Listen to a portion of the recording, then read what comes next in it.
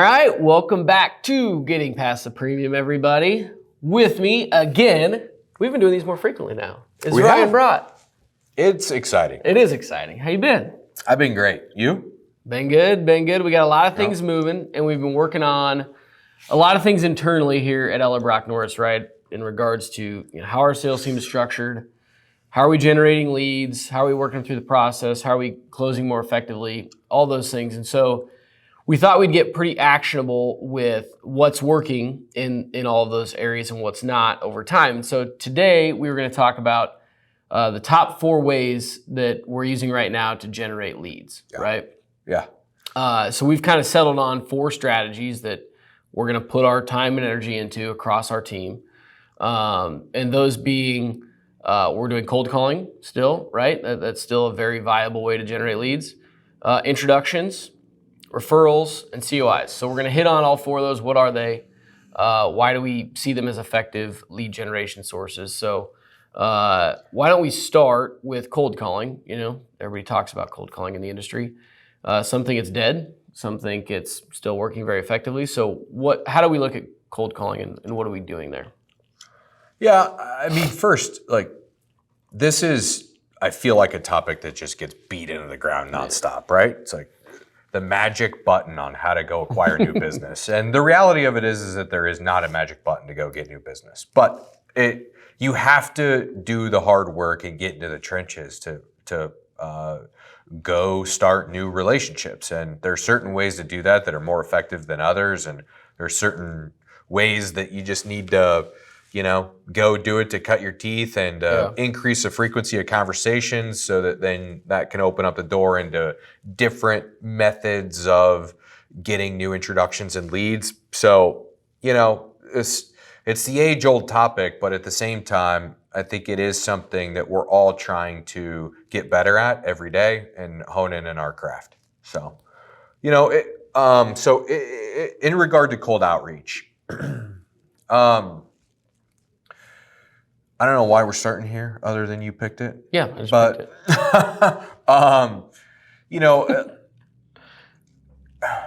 Let me say this. It's not the most fun. And it's certainly... Things that work are not always the most fun, though. Most likely not the highest impact, right? You got to do more activity, typically implementing cold outreach than you do any of the other methods that we're going to talk about today. High volume activity. For sure. Yeah. Yep. But that's always a good point and a place to start, in my opinion, right? Whenever I'm explaining really our 4 different methods of going out and acquiring new relationships or starting new relationships, it's always like, well, what should I focus on? And my answer is always, a combination of all 4, and we need to be strategically filling in the gaps when we have downtime or whatnot. And, with other methods that you might be able to pick up the phone and make a phone call in a couple minutes. But I guess I say that because cold outreach is something that's very simple to do. It's very easy to do, but you have to have a high activity to generate a certain amount of results. Yep. And usually statistics in our industry are pretty stable at around 100 dials having 2 meetings. And that's just initial meetings. We're not talking about clients here. Correct. 2% conversion rate. Yes. Yep. You're going to dial the phone about 100 times. Hope to have 20 conversations to get 2 meetings. It's about right. Yeah. In terms of statistics across our space. So, but that never really pays you back. And what I mean by that is something like a COI or developing a COI, right? It's much more difficult to do and it takes a long time. But when you are successful at developing a COI, you have somebody in your corner that is advocating on your behalf and putting leads on your desk every week or month that pays you back for a long time. Yeah. Right? Cold calls don't do that. You don't make 10 and then like have those 10 reinvest back into your business and pay you back. Does that make sense? Yeah. Difference between like a investment that you make once, in this case, let's say COI that you get is going to continue to pay you back versus an investment that you got to keep putting time and energy into in order for it to give back, right? Correct. So that's why, when somebody asks, like, what's the most effective way to go develop new business? Like, it's a multi-pronged strategy. Yeah. Most likely, you don't want to be in this business for 30 years having to cold call to go get new business. Yeah. Hopefully, you're getting referrals, which is one of the ways that we generate new business, and there's specific processes around how we do that. But shy of that, like it's cold outreach, and that's just a tough way to go about it. Well, yeah, and I think though, and why actually cold outreach is a good spot to start is it is always the one that you can fall back on, right? It is. It's always the one that and especially if you have a good system around your cold outreach, if your leads are slowing down from your referral sources, from your COIs, from your intros, et cetera, you can always fall back on making calls to increase those leads. Immediately. Yeah, you can do it like that. Yeah. And so I think that's why it's a good one to have a foundation in while you're building these other lead generation sources. Yeah, and here's the other key about cold outreach that I really love is that it increases your level of activity where you have a fighting chance of getting really good at something. Yeah.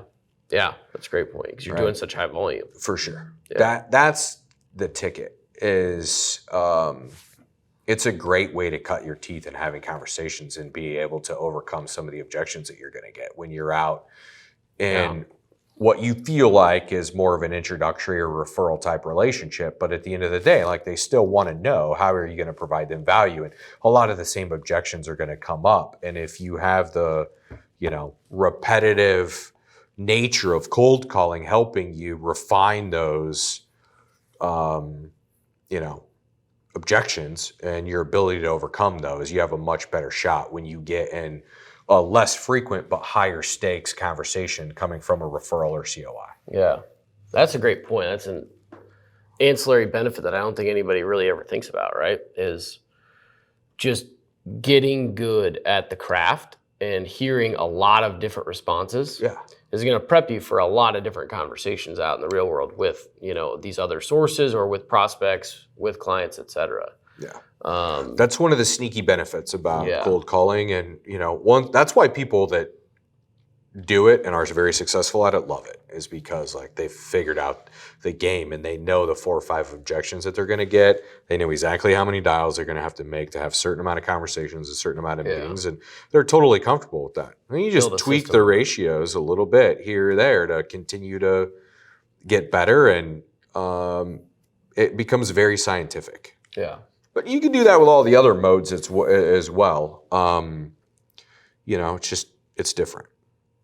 Yeah, absolutely. And I think, how do you view, when people think of cold call, I think a lot of folks think like, I'm going to pick up the phone, I'm going to have a conversation with somebody, and in one conversation, I'm going to either convince them to take a meeting with me or, I can never reach out to them again. But how do you view that as opposed to, you're cold calling and having conversations to warm up that prospect to eventually take that next step of a meeting with you? Yeah, I don't really.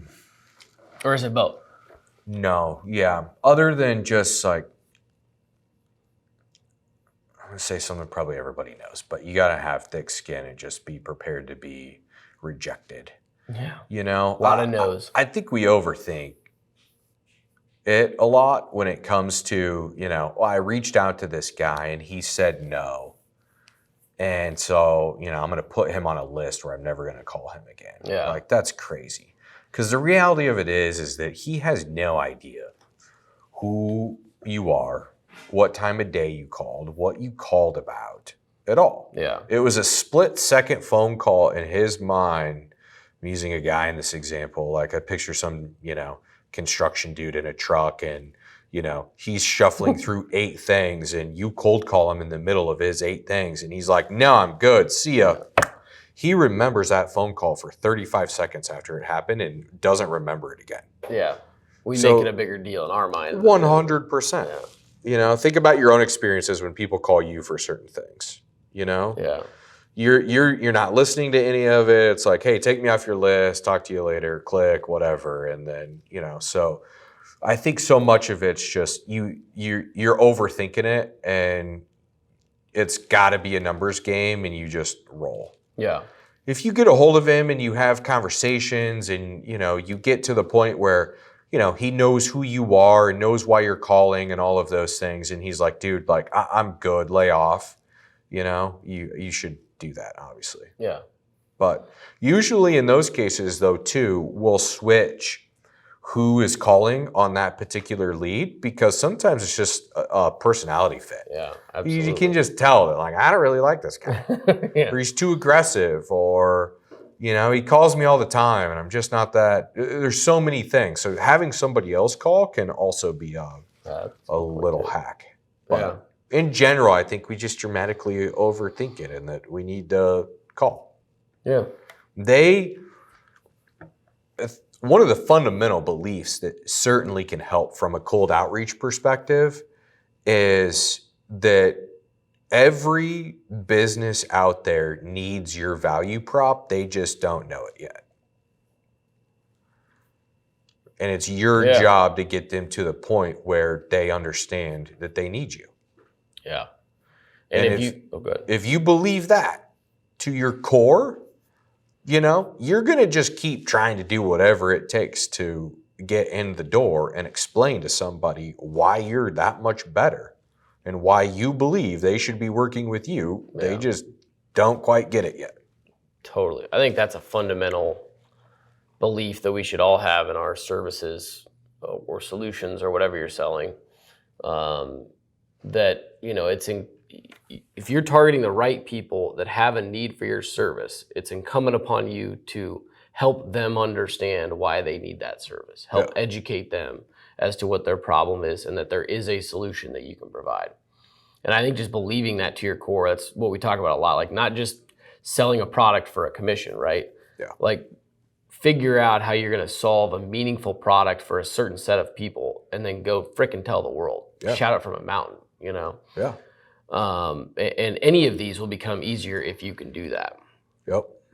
So cold outreach, again, is kind of the backbone. It's always the one you can fall back on. But let's talk about then, number 2, and I'm actually going to have you delineate between 2 and 3 real quick. So what's the difference? How do we define the difference between an introduction and a referral? Because they sound similar. Well, I'll take it a step further than that too, because people get like introductions from COIs and our COI process confused with introductions as well. Yeah. Right. So all 3 can kind of be mixed up. We delineate them because they're very different processes.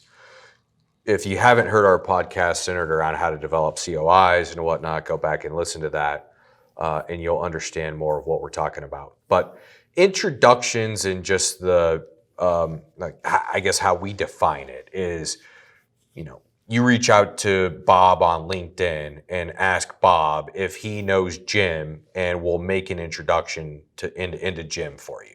I do like Jim Bob. Good guy. Jim, guys. Yeah. Great guys. Guys you can drink a lot of beer with. Yeah. And if you do run across somebody named Jim Bob, you better offer him a beer. Yeah, exactly.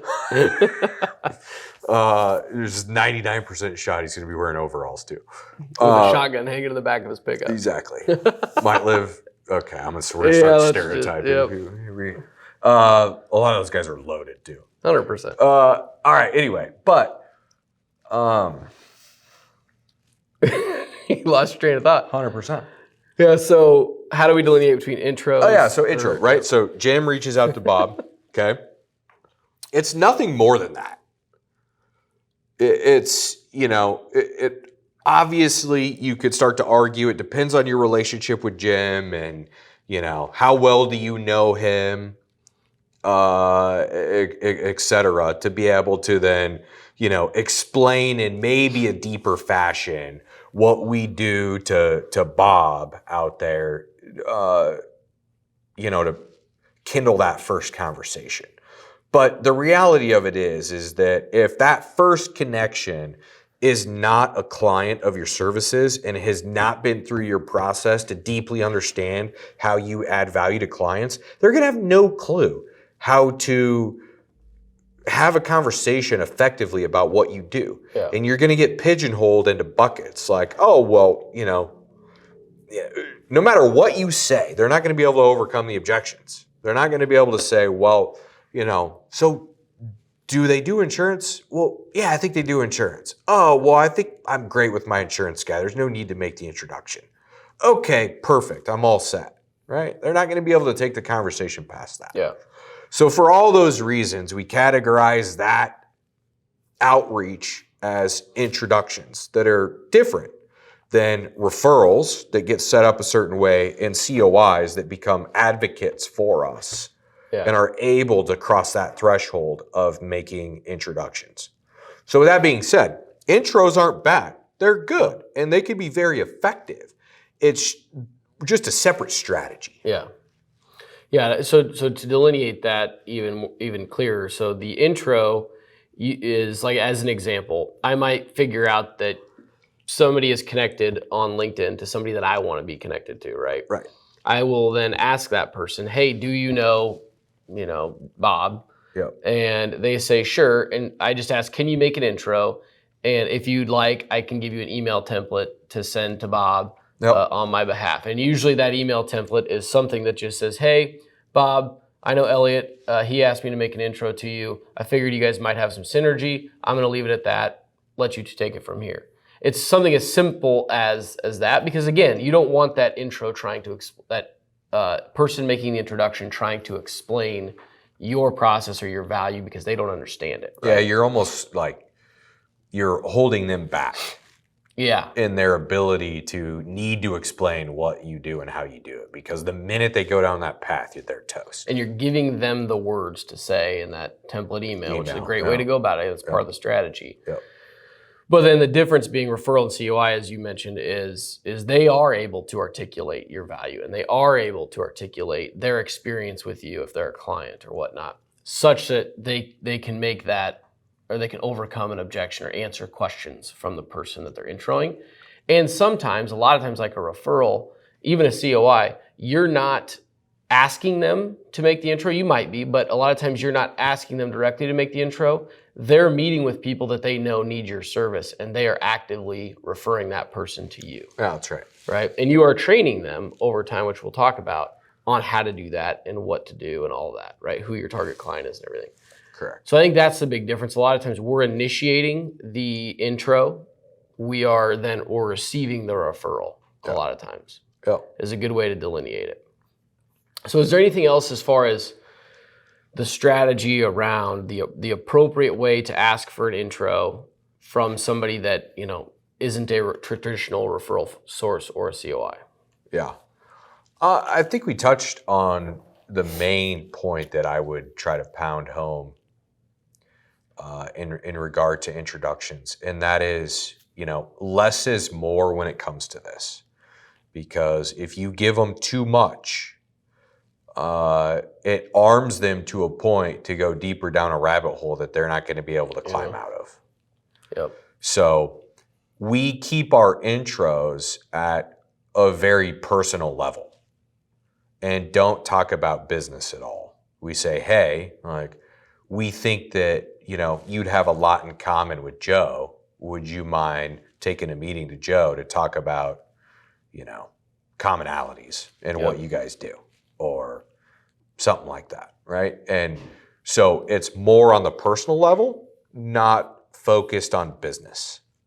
And then we're transitioning those conversations when we're face to face and in front of whoever, we got an introduction with, and then we're able to handle that conversation. Yeah.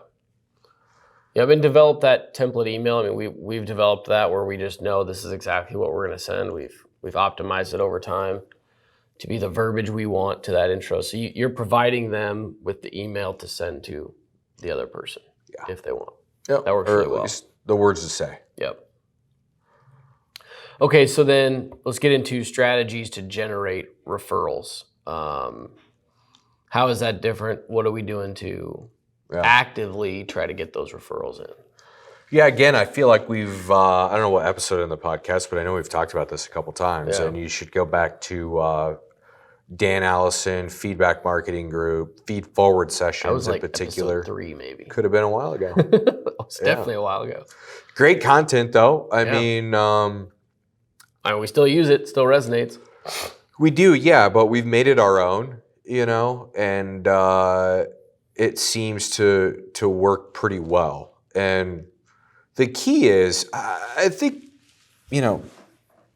as I think about it from a high level, one of the things that, again, like gets you over the hump and have the confidence to position getting a referral a certain way is your fundamental belief that there are people out there that need what you do. Yeah. And it makes the conversation a lot easier. The other thing around referrals that we spend a lot of time thinking about is the relationship side of things. I don't know that we can put an emphasis just big enough on where you're at from a relationship perspective and your ability to get referrals from that person. We can give a couple examples around that, but specific to feedback marketing, in essence, what we're doing is educating our client on all of the things that we do in light of them knowing other people that are going to be coming across problems that they're most likely going to be, centers of influence or part of that conversation or being asked for help. Yep. And we don't want them to not know that we can provide our services to whoever is asking them for help. And so it's kind of a cross-education event, right? Where we're re-educating our clients on all the things that we can do for them, because sometimes you forget. You're either engaged and it's like, oh yeah, well, or we did that a few years ago, or, that's right, I guess you did make a referral to me over to the CPA, or whatever it was. Like, time passes, we kind of forget. So constantly reminding them about what we do and how we do it, so that when they're out in the community and with their networks and they hear different things, they can say, oh, hey, well, you should talk to the company that I work with. Yeah. And get a referral. Yeah, I think that's a great point on the relationship. I mean, so this is why it's important we have a strategy around all 4 of these, or whatever lead generation strategy you're going to use. Because a lot of times I think people focus, I need to have a strategy around cold calls, make X amount per day and X amount of follow-ups, et cetera, but lack a strategy around the other lead generation opportunities that they might have. And I'm going down that path because referrals are great when I think a lot of people sit back and just wait for referrals. And, instead of having a strategy around building deep relationship with those potential referral sources and going through a process so that they know, number one, you want to build your book of business. You want to grow. You're in the business of bringing on more clients.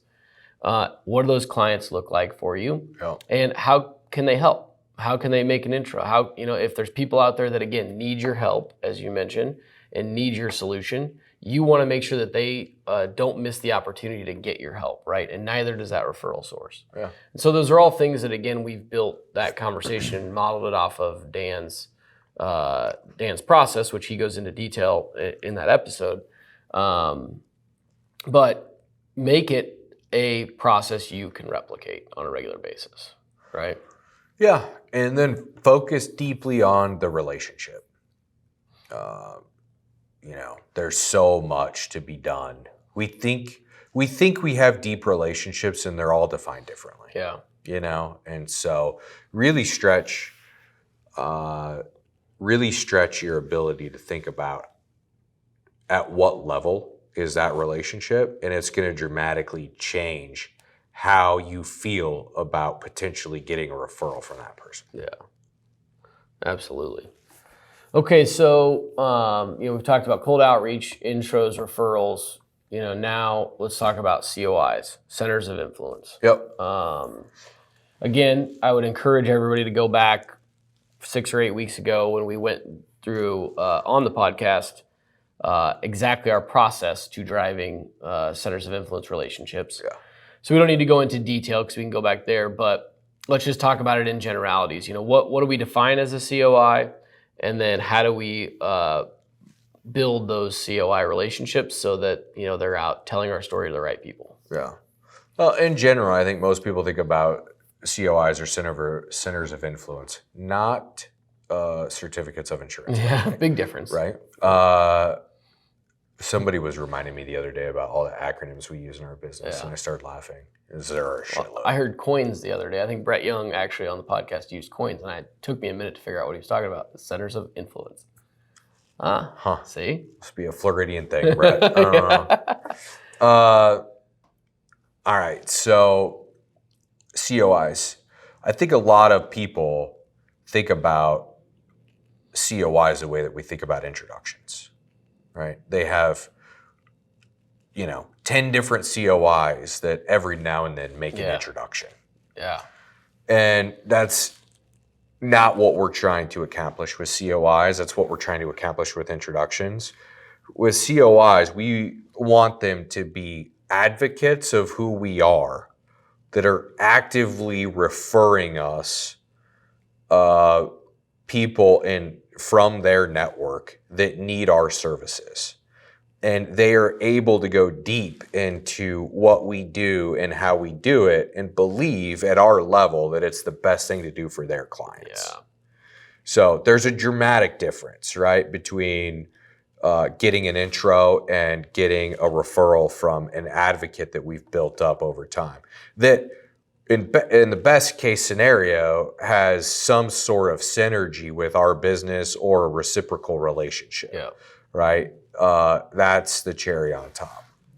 Necessary? I don't necessarily think so, but certainly helps. Yeah. So there's a process to go through to get a center of influence to become an advocate. And, it's pretty specific. Again, we can go back and listen to that episode, but it consists of 4 different meetings where, we're going out to their shop twice, getting to know them and what they do really well, so that then we can turn around and kind of explain how we might be able to help, and then take that deep and bring them in, put them through our processes, which is what their network would experience and go through. And they can tee it up, talk about, the benefits and the features and overcome some of the objections and things like that, that really helps develop them into advocating COIs. Yeah. Yeah, I think that's the best word is, you're building advocates of your solution, your product, et cetera, for the right people versus, somebody that just is they get insurance brought up from a client and they're like, I know a guy. Yeah. I think it's the difference between somebody making an intro or a bad intro, honestly, or a referral, a solid referral, right? That is vetted, that is going to come to you further down the process. And that's because they understand the process, they believe in it, right? Because you've taken them through it, they've felt it, they've experienced the difference. And you really can't replace that, right? It takes time and it takes a strategy to get those people to that point. Mm-hmm. And it's a big difference between where you're going to get a COI and somebody that just might know who you are, and might know that you are in the insurance industry, and everybody needs insurance, so everybody's a prospect. Yeah. Right. So yeah, I think it's what's that? That's right. I think it's super important that you delineate between those in your strategy, and you understand how can each of those fit into your model, right? Yeah. So maybe just to kind of wrap up, talk through how do you look at that if you're somebody that's in business development, how are you taking these 4 and developing your strategy to go to market? Yeah. Right? Or to go get leads, I should say. That's a good question.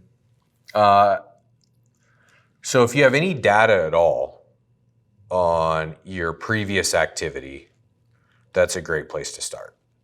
Because what you can do is you can reverse engineer your goals to figure out the activity that you need to do today, right? Which, yeah, So if you have the data it's on pretty number of basic. You calls, should be doing it. Yeah. If you Number want to of write calls to 100 close. grand of new revenue, you need to know how many accounts you need to close, at what revenue size. You can back into then, your meeting process and how many meetings that's going to take, your conversion ratios, and get all the way back to, I need to have 6 meetings a week or 5 meetings a week, right? So if you can back into, I need 5 meetings a week, then the question becomes, well, how do I get 5 meetings? And I think that is where the art of applying those 4 different methods can get to the 5 different meetings. Yeah.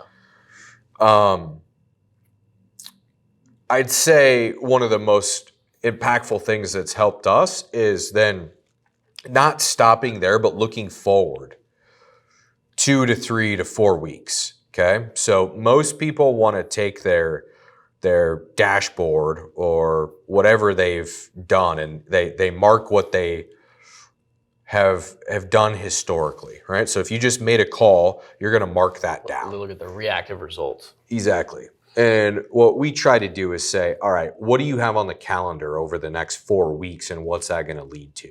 Yeah. And if your calendar isn't where it needs to be for the next 4 weeks, you need to do more activity today to get your calendar there over the next 4 weeks. And then that's going to help drive your activity numbers, not just simply looking at ratios and historical data. Yeah.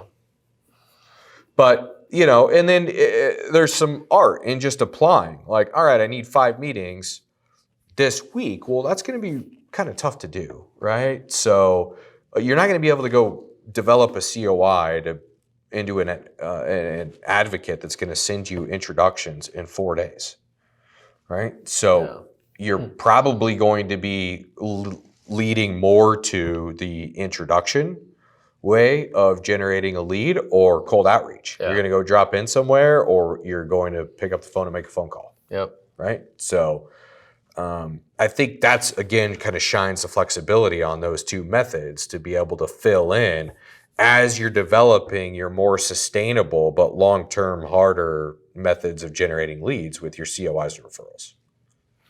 That's awesome. I think that's great advice for anybody out there. And, like I said, short of better options, pick up the phone. You can always do activity. And activity is what you should always fall back on. Make sure you're doing the activity to move towards your goals. Optimize as you go and over time. Yeah, I think that's getting almost easier in certain facets. I talked to a couple people and they're like, making phone calls is getting easier because no one wants to do it. Yeah. No one wants to actually do the hard work that it's going to go take to, So true. Make it happen. And it's really not that hard. What it is it's a psychological battle and understanding that, you're going to piss some people off and you're going to face a lot of rejection and you have to stand strong with a tall backbone and be happy every time you pick up that phone and believe that the other person on the other end of it needs you terribly bad. They just don't understand it yet. Yep. 100% agree. Awesome. Well, I think that's a good spot to wrap up. So appreciate it. I think that's again to conclude. We've got 4 ways that we are driving leads, right? Cold outreach, introductions, referrals, COIs. As a bonus, which we're not going to go into detail, but we're building our content marketing strategy, right? So we didn't get into that one today because that's a long-term play to build the content today that is going to lead to future leads, inbound leads. And so, that takes time and energy to get that machine running. But that's certainly something that I think everybody in our industry should have some sort of brand from a content perspective that's out there that tells people who you are and what you do, so that at least when they're searching, you made a cold call and they're like, who is this guy? Yeah. And they search for you, they get the right message, right? Totally. And the other thing we didn't really touch on that we experiment with a ton is the actual sales funnel and our process and what that looks like, right? So I think most people traditionally, they want a cold call. Like, what do you say when you cold call? What are you asking for? You're asking for a meeting to talk about what? And then what are you going to get them to do after that? And then what are you going to do after that, right? And so we didn't talk about any of that.